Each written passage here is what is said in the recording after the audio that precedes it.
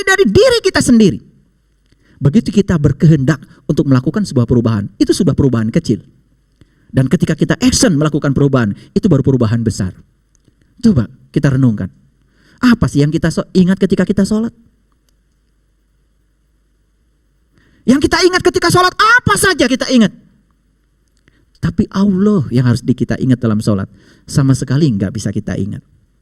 Jadi pantas kalau di Quran surat An-Nisa ayat 142 kemudian Allah berfirman, Innal munafiqina yukhadi'una Allah wa huwa khadi'uhum wa idza qamu ila shalah qamu kusala yura'una nas wa la yazkurunallaha illa qalila. Saya terjemahkan secara bebas. Sesungguhnya orang munafik itu yang suka menipu Allah dan Allah akan membalas tipuan mereka. Siapa orang munafik itu? 1. Dia suka berdiri untuk sholat tapi sholatnya malas. 2. Suka berdiri untuk sholat tapi sholatnya ria. 3. Suka berdiri untuk sholat tapi ingat Allahnya cuma sedikit. Yang ingat Allahnya sedikit saja termasuk orang munafik. Bagaimana yang tidak ingat sama sekali? Tapi habis sholat kalau ditanya, siapa yang Anda sembah tadi? Jawabannya pasti keren, Allah. Bagaimana kalau kata Allah? Loh, kok kamu jawabannya yang disembah adalah Allah? Sama sekali aku tidak merasa sembah olehmu. Sepanjang kamu sholat, yang kamu ingat bukan aku. Yang kamu ingat adalah urusan-urusanmu sendiri. Pernah gak kita bertanya seperti itu? Makanya kalau kita baca kitab Al-Hikam, karya Ibnu Atha, di situ dikatakan, kalau kamu ingin tahu sholatmu diterima atau tidak diterima oleh Allah, tidak usah tanya Allah. Tidak usah tanya malaikat. Tanya saja pada dirimu sendiri. Apakah setelah sholat kalian mengalami perubahan? Makanya di ayat berikutnya, di Quran surat An-Nisa ayat 145, Allah berfirman, Innal munafiqin fi darkil asfali minan nar. Sesungguhnya tempatnya orang munafik itu adalah neraka yang paling dasar. Barangkali bagi yang belum tahu neraka, saya akan jelaskan. Karena sebetulnya kita barangkali selama ini sering tinggal di situ, cuman kita nggak sadar. Coba lihat, ada nggak orang habis sholat marah-marah? Ada nggak orang habis sholat kemudian dendam? Ada nggak orang habis sholat iri hati? Ada nggak orang habis sholat menyakiti dirinya sendiri? Ada apa banyak? Banyak. Habis sholat, dia bukan tinggalnya di surga, tinggalnya di dalam neraka. Apa itu neraka? Neraka bisa jadi adalah tubuh dia sendiri. Saat di mana dia sedang menyiksa jiwanya sendiri. Kita dulu sering salah paham. Kalau kita marah sama orang, dikiranya kita sedang memamari orang. Padahal yang paling benar kita sedang merendahkan diri kita sendiri. Kita dendam sama orang, dikiranya kita sedang menjatuhkan orang. Yang paling benar kita sedang menjatuhkan diri kita sendiri. Itulah kelompok manusia yang menciptakan neraka untuk dirinya sendiri. Dia menciptakan api untuk membakar dirinya sendiri. Coba kalau saya tanya, suatu saat mungkin kita lagi di rumah, ada orang bawa obor, isinya minyak. Itu obor dilemparkan ke rumah kita. Pertanyaan saya, apakah kita akan mengejar orang yang melemparkan obor ke rumah kita? Atau memadamkan api yang datang di rumah kita? Memadamkan apa? Memadamkan api. Kalau ditanya selalu jawabannya benar. Tapi actionnya belum tentu. Kalau ada orang melemparkan obor ke rumah kita, bisa jadi yang dikejar adalah orangnya. Betul nggak? Iya. Masuk gang dikejar, masuk ini dikejar, pakai sepeda motor terus dikejar. Kita lupa. Rumah kita sudah hangus terbakar. Bukankah sering seperti itu kita? Ada orang izinkan diri kita terbakar oleh kemarahan orang lain. Bukan memadamkan diri kita sendiri. Itulah neraka ciptaan kita sendiri. Mereka yang sudah tinggal di surga tidak seperti itu. Saat orang lain marah pada dia, Tuhan, aku tahu. Saat orang itu marah kepada saya, tapi dia sedang merendahkan dirinya sendiri. Saya tidak akan mengizinkan diri saya terbakar oleh kemarahan dia. Malah justru saya akan ambil kemarahan dia, buat saya tambah sabar, tambah sejuk, kan jadi surga. Ada cerita inspiratif dari Bali. Ada sebuah pertanyaan dari para bijak di sana. Kalau ada orang yang ngasih kotoran sapi di rumah kita, apa yang mau kita lakukan? Pertanyaan itu dijawab oleh salah seorang di sebuah majelis. Saya akan tambah, Pak, dengan kotoran anak saya. Terus setelah diaduk-aduk, saya lemparkan lagi ke tempat di mana orang yang kirim kotoran sapi itu ke rumah saya. Ditambah dulu kotoran anaknya, serumah diaduk-aduk baru lemparkan lagi ke sana. Dapat apa? Kejahatan kalau dilawan dengan kejahatan kita pun jadi. Makanya semua tradisi agama mengajarkan kepada kita, jangan lawan kejahatan dengan kejahatan, lawan kejahatan dengan kelembutan. Itu sebabnya definisi agama dari leluhur kita luar biasa. Pelajaran dasar menempa diri untuk membentuk tata krama dan kelembutan hati nurani. Kelembutan.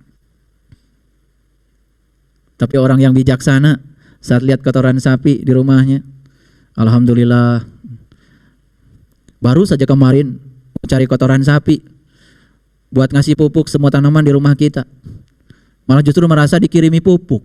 Sudah, kotoran sapinya kemudian disebarkan ke semua pohon di rumahnya. Ada pohon jeruk, besok kotoran sapi jadi jeruk. Betul nggak? Makanya orang-orang bijak mengatakan semua akan indah pada waktunya. Cuman kita sering tidak sabar. Daun yang masih hijau lucu, begitu menguning mulai tidak lucu karena penilaian kita. Begitu dia jatuh ke tanah, makin gak lucu. Karena apa? Membusuk. Tapi jangan lupa, bunga itu baru tumbuh karena ada daun yang jatuh. Daun yang jatuh busuk kelihatannya saat ini, tapi akan indah pada waktunya. Cuman kita gak sabar. Makanya kebiasaan kita apa? Gampang menilai sesuatu atas dasar pengetahuan kita yang sempit. Makanya jadilah burung Garuda yang terbang tinggi. Di dada burung Garuda ada apa? Ketuhanan yang di dada burung Garuda ada apa?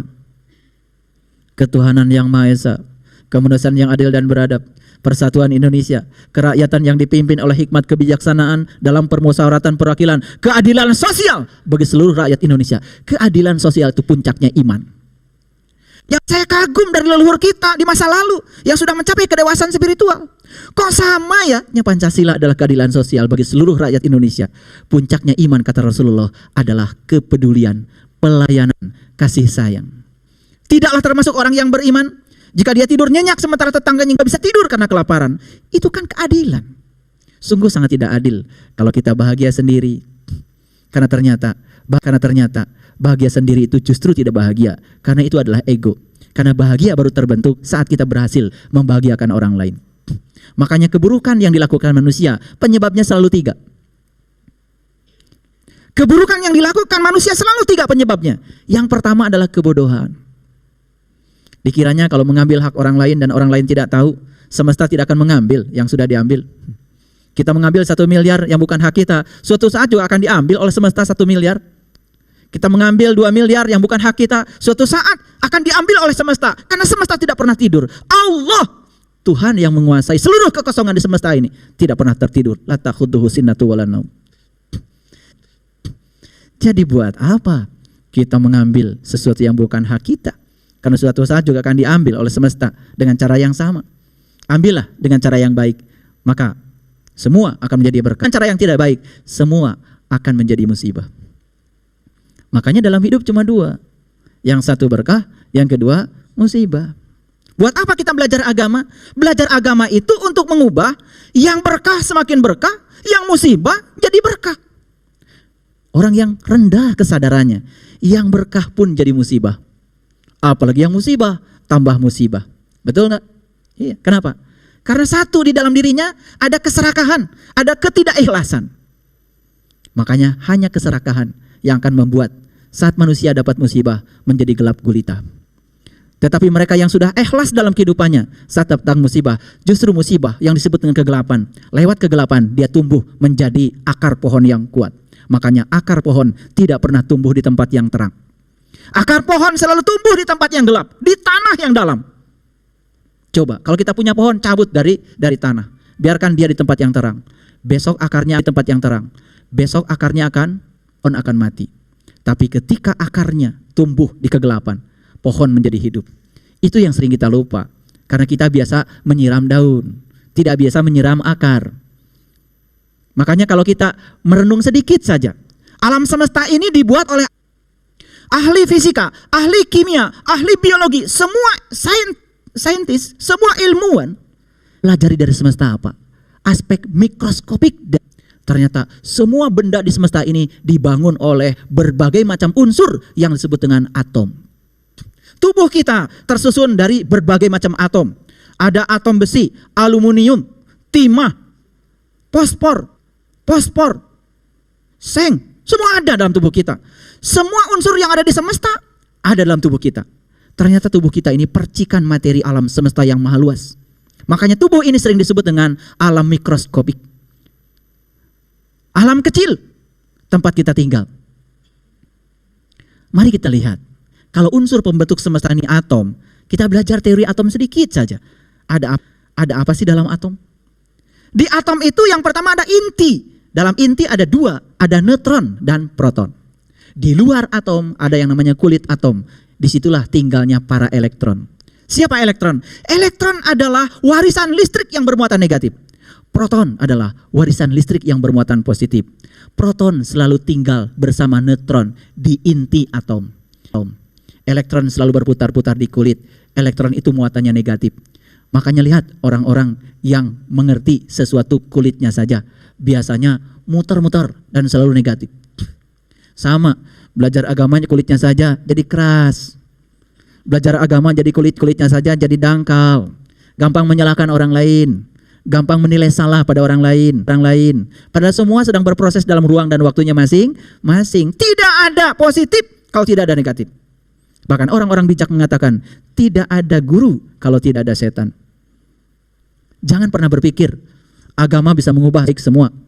Karena apa? Begitu semua semesta dihuni orang baik, semesta ini akan kehilangan keseimbangannya. Sempurnanya semesta sekarang. Terima orang baik, terima orang yang tidak baik sebagaimana adanya. Sempurna dari kata sampurna. Sampurna artinya sama purna. Pada akhirnya sama cara kita menerimanya. Kapan kita bisa sempurna dalam hidup? Bukan saat kita bisa mencapai segala keinginan-keinginan kita. Bukan. Sempurnanya hidup kita tepat saat kita bisa menerima dualitas dalam hidup. Karena apa? Kalau unsur pembentuk semesta ini adalah atom, unsur pembentuk atom adalah proton dan elektron.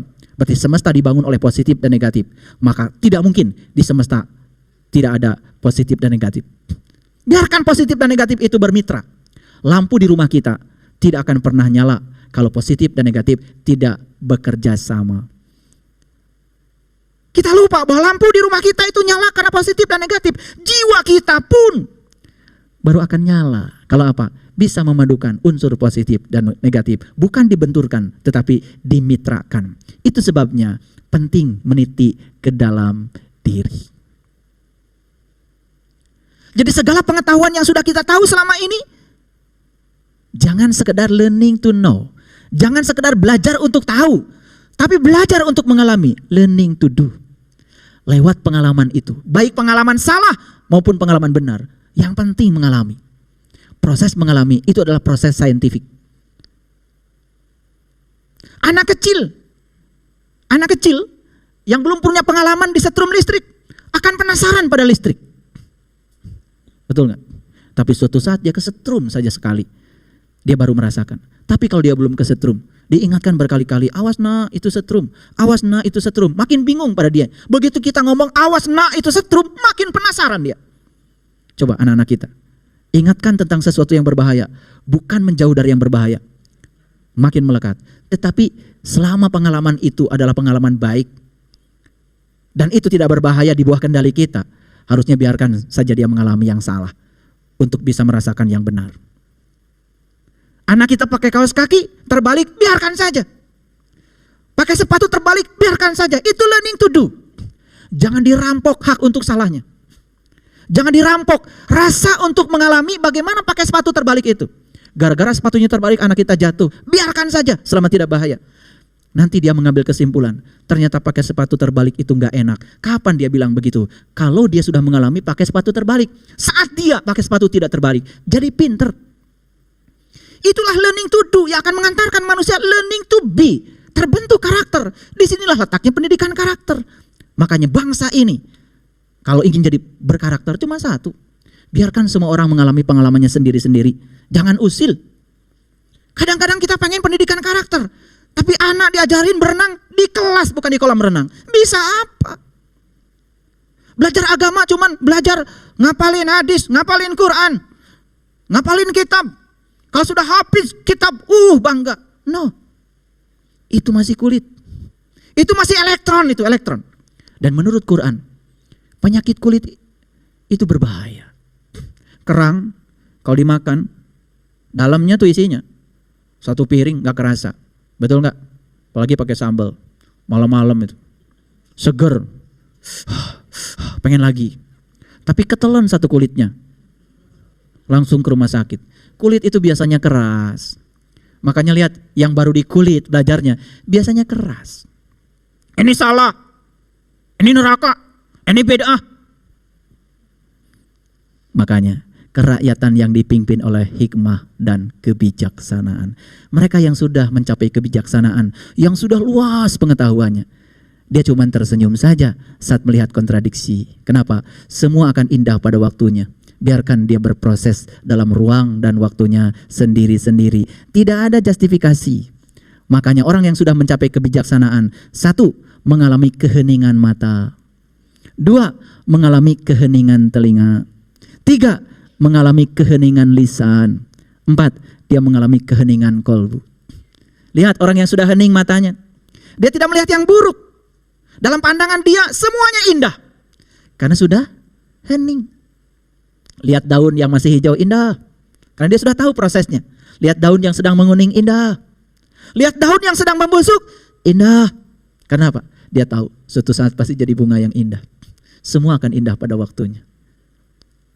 Sudah hening gak mata kita? Sudah hening belum? Lihat orang yang sudah hening telinganya. Apa saja yang dia dengar indah.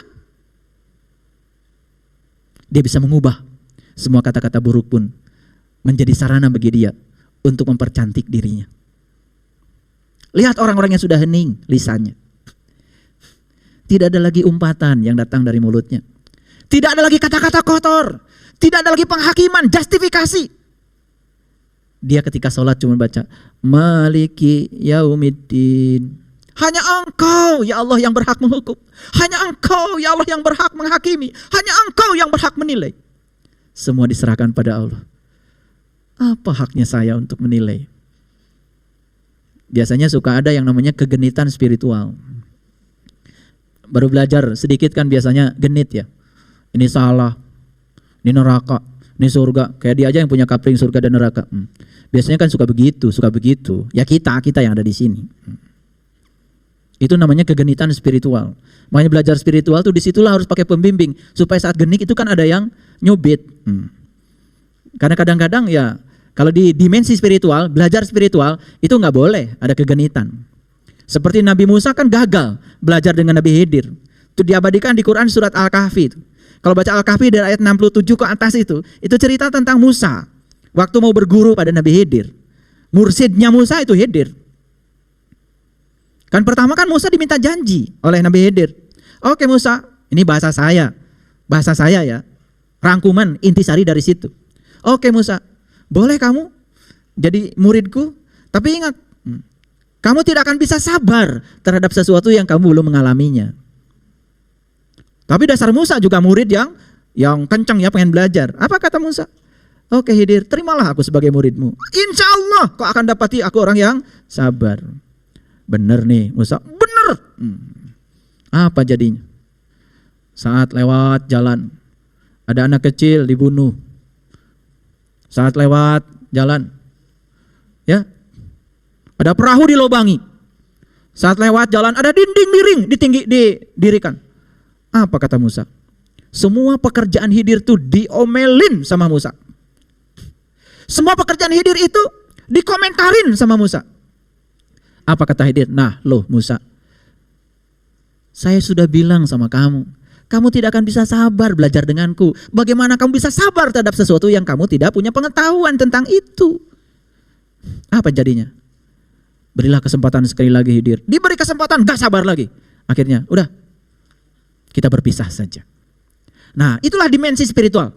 Belajar ilmu spiritual, ilmu sejati, itu kuncinya cuma satu. Samina wa atona. Apa yang diajarkan guru ikut. Karena guru pasti mengajarkan sesuatu yang sudah dialami. Bukan teori-teori yang masih ada, yang abstrak. Bukan teori-teori abstrak. Yang diajarkan pasti yang sudah dialami. Makanya dalam peribahasanya orang-orang yang sudah mencapai kebijaksanaan dikatakan, guru membukakan pintu, para murid masuk ke dalam pintu. Guru itu tugasnya membukakan pintu. Silakan para murid masuk sendiri ke dalam pintu itu. Karena apa? Pengalaman spiritual tidak bisa diwakilkan, harus dialami sendiri-sendiri. Kembali lagi kepada Quran surat Al-Waqiah. Ketika nyawa sampai di kerongkongan, pada saat itu kamu harus melihat, aku bersamamu, tapi kebanyakan kamu tidak dapat melihat. Itu saat-saat yang sangat penting dan akan dialami oleh semua orang. Kematian sebuah kepastian. Justru kehidupan itu tidak pasti. Justru heran ya, lebih banyak orang menyiapkan untuk hidup daripada menyiapkan untuk mati. Uang yang punya kita. Yang punya kita itu yang sudah dibagikan.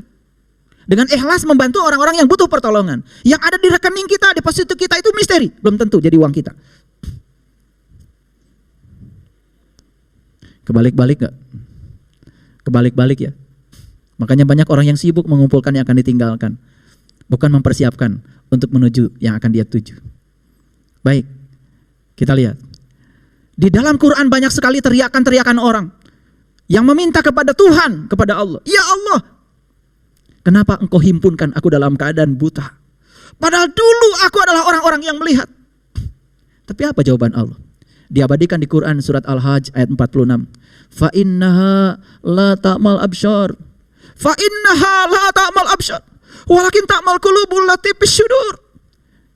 Kata Allah, yang buta bukan matamu yang itu. Bukan matamu yang itu. Tapi yang buta adalah mata kesadaranmu. Yang buta adalah mata jiwamu, mata kalbumu. Itu sebabnya kalau cerita tentang kolbu, kadang-kadang banyak yang aneh. Kolbu disamaratakan dengan hati. Hati itu bahasa Arabnya kibdah, qobid. Kolbu ya kolbu. Kolbu sendiri sudah diberi definisi oleh Allah. Kolbul mu'min baitullah. Kolbu itu adalah rumahnya Allah. Setiap rumah ada pintunya, setiap pintu ada kuncinya. Itu sebabnya kita harus melakukan perjalanan ke dalam rumahnya Tuhan. Perjalanan ke rumah Allah dibagi dua. Satu perjalanan syariat, pergi ke Ka'bah. Itu hukumnya wajib bagi umat Islam. Perjalanan yang kedua adalah perjalanan ke dalam. Nah, banyak yang melakukan perjalanan keluar tapi tidak sukses melakukan perjalanan ke dalam. Perjalanan keluar saja sudah banyak hambatannya. Dibatasi kuota, dibatasi oleh fisik yang tidak, dibatasi oleh waktu. Daftar tahun ini baru pergi. Itu perjalanan yang bersifat fisik saja. Yang bersifat syariat, itu saja begitu banyak hambatannya. Apalagi perjalanan yang bersifat spiritual ke dalam. Itu sebabnya di Quran surat Ali Imran Allah berfirman, Inna awala baitin wudi'a linnas lalladzi bi Bakkata mubarakah. Rumah pertama yang aku bangun untuk manusia adalah Bakkah al-Mubarakah. Para leluhur kita yang sudah mencapai kebijaksanaan menyebut Bakkah al-Mubarakah juga ada dua. Satu yang bersifat simbolik, yang bersifat syar'i. Yang kedua yang bersifat hakiki. Yang bersifat hakiki ada dalam diri kita. Tempat yang diberkahi. Makanya ayat berikutnya, fihi ayatum bayyinah. Di dalamnya ada tanda-tanda Allah yang terang benerang. Maqamu Ibrahim. Di dalamnya juga ada level Ibrahim. Wa man dakhalahu kana aminan. Barang siapa yang masuk ke dalamnya amanlah dia. Walillahi ala hijjul bait man istata'a ilaihi sabila. Wajib hukumnya setiap manusia. Ini setiap manusia. Berarti siapa saja yang mengaku dirinya manusia wajib melakukan perjalanan ke situ. Man istata'a ilaihi sabila. Bagi mereka yang tahu sabilnya. Sabil itu jalannya. Makanya dalam Quran ada dua kata. Ada torik, ada sabil. Kalau torik itu adalah jalan kecil.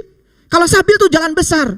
Jalan besar dalam tradisi Islam disebutnya Shirat al-Mustaqim. Jalan yang lurus. Sedangkan torik itu torikot, itu jalan kecil. Makanya ada ayat yang berbunyi seperti ini. Wa allawistaqamu ala torikot la asqainahu ma'an godaku. Barang siapa yang teguh pendirian dalam sebuah jalan, maka dia akan meminum hikmah. Saya sudah katakan di awal tadi, agama itu jalan. Gak usah bingung dengan jalan orang lain. Tekun saja di jalanmu sendiri-sendiri. Makanya leluhur kita mengumpamakan perjalanan kita itu seperti nasi tumpang. Tahu nasi tumpang? Nasi tumpang itu kayak kerucut. Di bawahnya luas. Tapi kalau saya bikin garis di setiap selubung kerucut, garis itu akan bertemu di puncaknya. Itu yang disebut dengan garis pertemuan dari semua jalan. Di titik itu ada titik temu. Begitu mencapai titik temu, oh ternyata Tujuan kita sama toh ke sini. Begitu sampai di jalan yang sama, begitu sampai di titik yang sama, kita bisa berpelukan. Oh, ternyata. Disitulah toleransi akan muncul. Kemanusiaan yang adil dan beradab. Di situ persatuan menyatu. Itu sebabnya. Cuman satu. Kalau bangsa ini, NKRI ini, ingin tetap utuh. Semua masing-masing tekun di jalan spiritualnya masing-masing tanpa harus saling usil dan menyalahkan. Makanya di Quran pun dikatakan wa allawistaqamu ala tariqat la asqainahum ma'an godaku. Barang siapa yang teguh pendirian di sebuah jalan, pasti dia akan sampai pada titik yang dia tuju. Nah, kebiasaan usil pada orang lain barangkali perlahan dikurangi. Itulah akan munculnya bibit-bibit toleransi. Makanya lihat orang-orang yang sudah mencapai kebijaksanaan. Mereka mengatakan Pancasila adalah puncak kecerdasan beragama para leluhur kita dari semua jalan. Pancasila adalah titik tengah yang paling adil. Karena lewat Pancasila kemudian disatukan semua perbedaan. Kita bisa saling menghargai perbedaan. Kita bisa saling memahami keberagaman. Diikat dengan Bhinneka Tunggal Ika. Lambangnya burung Garuda. Keren banget. Benderanya merah putih. Merah putih itu teman kita. Waktu di rahim ibu kita, yang nemenin kita kan merah putih. Makanya di tradisi kita, tradisi leluhur kita ada ilmu namanya papat kalima pancer. Siapa yang papat? Yang papat satu, ketuban. Dua, ari-ari. Tali yang menghubungkan antara plasenta ibu dengan pusarnya kita. Plasenta adalah tempat pertemuan antara aliran darah ibu dengan aliran darah kita. Makanya kenapa di Quran, kenapa di dalam hadis, ibu itu kok sepertinya diutamakan. Karena kalau kita tahu, dari 100 juta sel yang berebut ingin mencapai rahim ibu kita, yang diizinkan cuma satu. Itulah yang jadi Bapak Ibu. Ini pernah berebut kita tuh, mengalahkan 100 juta kurang satu. Dan kita sampai di rahim ibu. Sesampai di rahim ibu bertemu dengan satu sel dari ibu. Lalu tumbuhlah dari 2 sel, terjadi proses pembelahan sel, sampai kurang lebih 50 triliun sel. Kalau kita hitung, berapa sel yang dari ibu? Sel dari ibu berarti 50 triliun kurang satu dari ayah. Karena selama di rahim ibu, kan yang ngasih makanan ibu. Darah yang mengalir ke tubuh kita, darahnya ibu. Makanan yang mengalir ke tubuh kita, makanan yang dimakan oleh ibu. Mulutnya ibu adalah mulutnya kita. Tapi hati-hati, kesedihan ibu juga mengalir. Kebahagiaan ibu juga mengalir. Jadi jangan salahkan anak ketika dia lahir, kemudian jadi anak-anak yang, mohon maaf, barangkali sulit dikendalikan. Kita salahkan, wah anak nakal. Padahal sebetulnya kalau kita sadar, bukankah anak kita warisan dari kita sendiri? Jangan-jangan waktu kita sedang mengandung itu anak, di sininya stres, tidak bisa menerima perbedaan. Betul? Sering menolak kenyataan hidup. Semua hal yang menyakitkan diizinkan masuk ke dalam pikiran kita. Itu masuk ke dalam pikiran anak kita. Makanya jangan heran saat bayi lahir, berbeda wataknya di umur yang sama. Coba analisa, 10 bayi yang lahir di sekolah kita saja di PAUD. Kan sama tuh anaknya umurnya 4-5 tahun. Tapi karakternya beda. Tergantung proses pewarisan yang terjadi saat itu. Makanan apa yang dimasukkan? Kondisi fisik, kondisi mental apa yang dimasukkan? Itu kemudian masuk di alam bawah sadarnya anak-anak kita. Subhanallah. Makanya kalau mau menghasilkan keturunan kan ada tata keramanya, ada tata caranya. Gimana caranya supaya anak keturunan kita itu anak-anak yang bermutu ruhnya, bermutu kualitas jiwanya. Tetapi apapun yang sudah terlahir sekarang jadi anak kita, terimalah semuanya. Jangan dibeda-bedakan karena semua adalah anak-anak kita. Lewat anak-anak yang tidak sabar kita diajarkan sabar. Lewat anak-anak yang sabar kita diajarkan bersyukur. Kalau kita menerima semuanya sempurna. Kesempurnaan bukan terletak pada semua anak kita jadi hebat dan pintar semua. Justru kesempurnaan terletak pada kemampuan kita menerima semua karakter anak kita dengan cara yang sama. Disitulah kedamaian. Banyak yang tidak tahu kunci kedamaian. Kalau dikiranya kedamaian tuh kalau kita bisa mencapai yang kita ingin. Bukan. Kedamaian justru saat kita bisa menerima semua kenyataan yang ada apa adanya. Jadi kembali lagi pada Quran surat Al-Waqiah tadi. Ketika mati nanti, pilihan ada pada diri kita. Mau termasuk yang melihat atau tidak melihat. Kalau ingin termasuk yang melihat, ya tentu saja tidak bisa membiarkan kehidupan begitu saja. Kita harus melakukan proses pencarian. Makanya siapa yang mencari pasti akan mendapat. Dan siapa yang membuka pintu, pasti pintu akan terbuka. Makanya di Quran surat Al-Ankabut ayat yang kelima, lalu Allah berfirman, man kana yarju liqa Allah fa inna ajalallahu la'aj.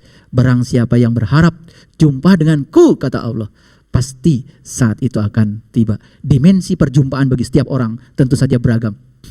Dimensi pengenalan Allah pada setiap orang tentu saja beragam.